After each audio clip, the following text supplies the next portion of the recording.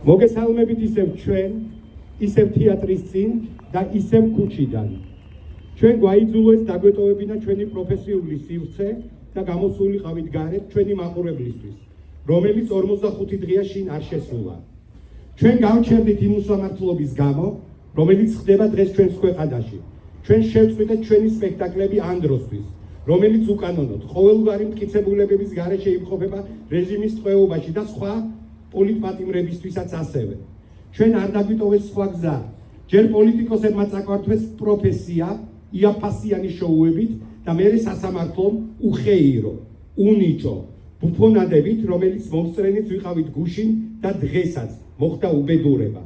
ბოლო იმედი, რომ სახელმწიფო გაუფრთხილდებოდა თავის ნიჭიერ ჯანმრთელ ახალგაზრდებს დასრულდა. მიუხედავად იმისა, რომ გარდა ჩვენი თეატრისა სრულიად სახელოვნებო სფერომ, მისმა 2000-მდე წარმომადგენელმა მხარი დაუჭირა და ხელმოწერით დაადასტურა ანდრო ჭიჭინაძის თავდებობა, სახელმწიფომ სასამართლოს პირით გამოგვიცხადა, რომ დღეს ასეთი სფერო ქვეყანაში არ არსებობს. ისინი ჩვენ ვერ გვხედავენ, ჩვენ არ ვარსებობთ მათთვის. აქამდე ჩვენ ავირჩიეთ პროტესტის პასიური ფორმა.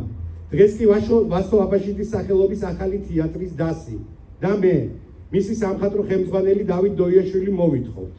ამავე თეატრის მსახიობის, ანდრო ჭიჭინაძის და სხვა პოლიტპატიმრების, ადვოკატების მიერ გასაჩივრებული გუშინდელი გადაწყვეტილების გადახედვას და მის გამოშვებას არაუგვიანეს ამა წლის 20 იანვრამდე.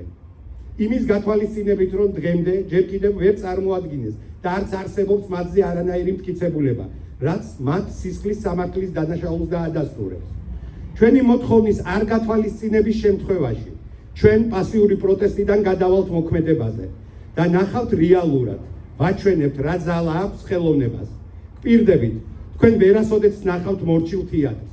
თქვენ უკვე ნახეთ გაჩერებული თეატრი, მაგრამ ჯერ არ გინახავთ თეატრი ერთი რიგითი ჯარისკაცისთვის მებრძოლი.